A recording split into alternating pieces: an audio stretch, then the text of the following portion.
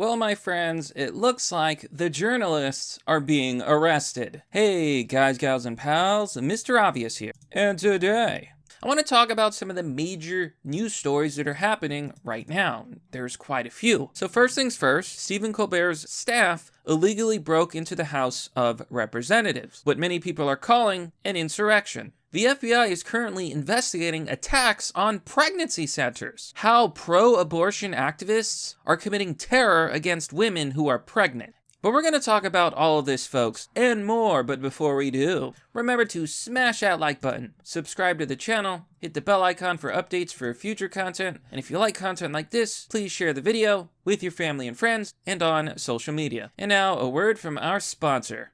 Introducing Webull. Webull is a trading app where you can buy and sell stocks and cryptocurrency. Open a Webull account today and deposit any amount of money, even $1, and you could get up to 6 free stocks worth up to $9,000. My friends, it's basically free money. So download the app, install Webull, deposit a few bucks, and you're gonna get those free stocks, my friends. Join Webull today by clicking the affiliate link down below.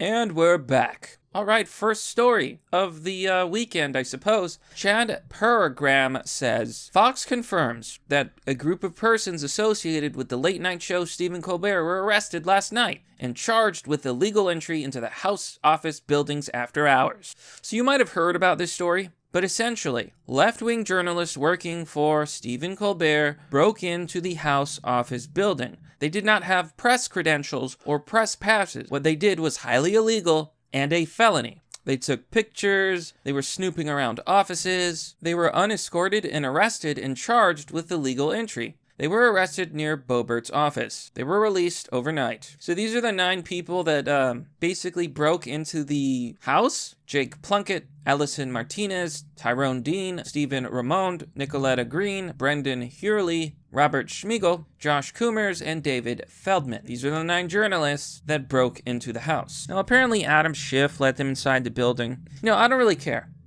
All of this is funny, I think, but this isn't what concerns me. What bothers me is the double standard. So you have January 6th, you have a bunch of Americans who are simply protesting, who cops let inside the building, being charged with terrorism and insurrection, and all sorts of stupid stuff. They're going to prison for a very long time, unlawfully, I might add. In many cases. But you're telling me that the left-wing media journalists can break into government buildings illegally? And they're not going to be charged with treason? They're not going to be charged with insurrection? Give me a break. And it just really shows you how bullshit our legal system really is. They were let out of prison. They got no solitary confinement. They didn't get beat up. They didn't get not allowed visitors. They were not denied a lawyer. And they were let out after 12 hours. Meanwhile, everyone on January 6th was put in prison for months, in solitary confinement, under abusive conditions, having their civil rights and liberties violated by the political elite. I want to segue to another story here. Project Veritas has just leaked 1 hour through internal Slack chats about Elon Musk. Now, I'm not really going to read through this, folks. I'm just going to read you some highlights that just shows you just how unhinged a lot of these people working at Twitter really are. Here, Emily Ross says, some people choose to share their pronouns because it stops them from being misgendered. Others share them in solidarity. It's a small gesture that makes a big difference. There's a lot written about your views on this. Would you consider adding your pronouns to your Twitter bio? The thing you're going to find about these screenshots is that as you go through them, the people making them, and this is just my opinion, just seem mentally unwell. The problem with Twitter is that, look, using someone's pronouns is a privilege. It's not a right. You can't control my speech. But at Twitter, you're not allowed to misgender someone. You will get banned. I believe that's wrong. I believe that if someone says your pronouns, you should be thankful. And if someone doesn't say them, well, that's their right. It's called freedom of speech. That's the problem with Twitter. It is a left-wing hug box, an echo chamber, a place where all conservatives are banned simply for stating facts. So Justin Ratner says, Elon, will you take personal responsibility for the violence that results from hate speech and misinformation on Twitter? Yeah, so you have a bunch of people here saying that, well, we can't have free speech because it's going to lead to violence. oh my God, someone told the truth. This is violent speech. I am hurt. I am butt mad. I am literally shaking. It's ridiculous. Like, these comments are absolutely ridiculous. Calls to violence are already illegal. And I would argue that Twitter actually violates federal law over this, because multiple times I've seen left-wingers make terror threats on Twitter. They're never banned, they're never suspended, and if they are, it's a slap on the wrist. Meanwhile, a conservative can state a simple fact like, there are only two genders. Male means XY and female means XX. And Twitter will say, this is hate speech, suspended forever. I'm not gonna read any more of this trash. It's just all of these overgrown children whining and whining and whining, saying, it's not fair that Elon Musk is gonna do free speech and he's gonna stop us, he's gonna fire us. No, I hope you all get fired. All of you. These people, and I'm not even saying this to be mean. This is legitimately how I feel. These people need professional help. I'm glad that Elon is gonna be buying this company, and I seriously hope that he uses his power to fire all of these individuals, all of them. I also think he should do an unban button, because a lot of people were unfairly banned by Twitter, and they deserve to get their accounts back. You can check out this video on Project Veritas yourself and see some of the insane messages that these people have left behind. Let's talk a little bit about attacks on pregnancy centers. Here on the National Review, the FBI is investigating attacks on pregnancy centers. So this is a little bit under the radar story. You see, a lot of pro-abortion groups, of course these are left-wing groups, have been going around online bragging. We go around to pro-life hospitals and we burn them, we attack them. Like, it's not a joke, it's literally like terror, extremism. Here the story says, the FBI is investigating attacks on pregnancy resource centers across the country as acts of domestic violent extremism, the Bureau announced on Friday. The FBI is investigating a series of attacks and threats targeting pregnancy resource centers and faith-based organizations across the country. The FBI said in a statement first reported by Fox News. They say, the FBI takes all threats seriously, and we will continue to work closely with our law enforcement partners and remain vigilant to protect our communities. Okay, so first of all, that's a lie. That is an absolute lie. The FBI, time and time again, has proven that it is nothing more than a left-wing, lapdog for the Democrats, okay? The FBI is too busy arresting conservatives over Pepe memes and shitposting online. Here it says, the attacks so far involved assaults on physical property, where graffiti, paint, fecal matter are strewn on exterior walls, and where windows and doors are broken. Yeah. Pro-abortion group Jane's Revenge has recently taken credit for an attack on Wisconsin Family Action in Madison, Wisconsin, in May, where 2 Molotov cocktails were thrown into its offices after windows were broken. This is what happens when platforms like Twitter, when journalists like those of Stephen Colbert, are allowed to do whatever they want. If you're a left-winger, you can totally break into the White House. It's not insurrection. If you're a left-winger, you can totally make threats on Twitter. This is why this country is a joke. Twitter is a joke. The White House is a joke. The president is a joke. And it's not a very good one. Because it's not funny.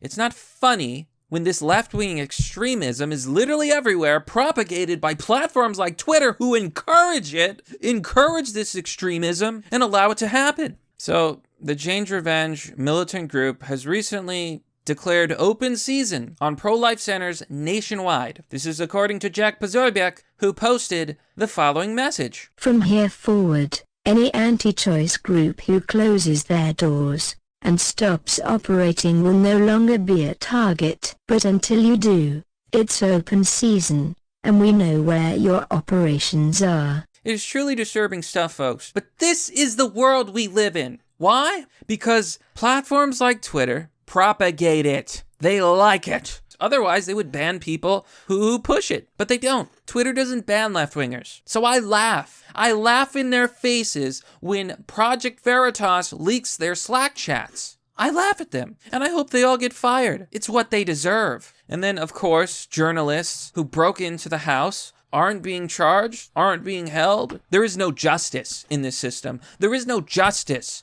under Democrats. I think that's the real lesson here. Oh, the FBI says they're gonna hunt down Jane's Revenge. Are they? Because last time I checked, they were too busy arresting people over posts online. I get a story from Wibbly News Times. An Oak Harbor man with a history of homophobic posts was arrested on $1 million bail for an alleged hate crime.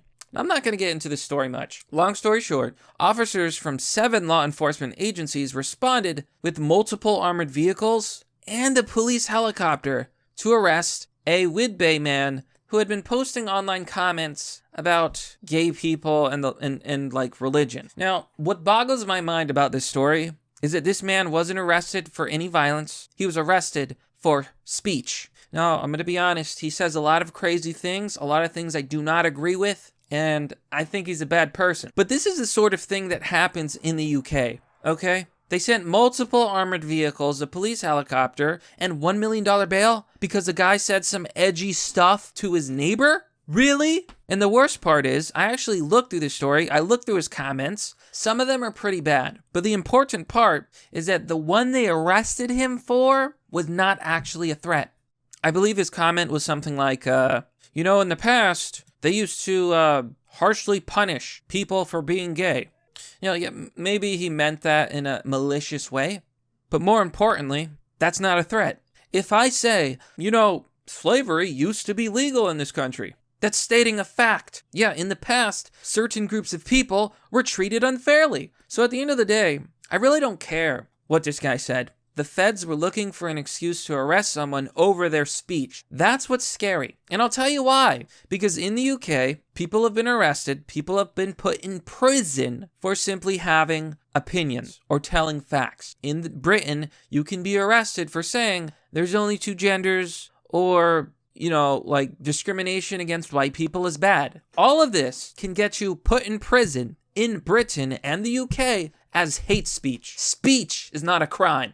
Now, I understand that you can't make threats, right? You can't be like, I'm going to hurt X person. That is not allowed. It is basically intent of, I'm going to commit a crime. But there's a big difference between a threat and a statement or an opinion. And I don't want to live in an America where you can be arrested for saying stuff. I think this guy's disgusting. I think he has some horrible beliefs. But you know what? I do not believe he should have been arrested for stating his opinion or stating a fact.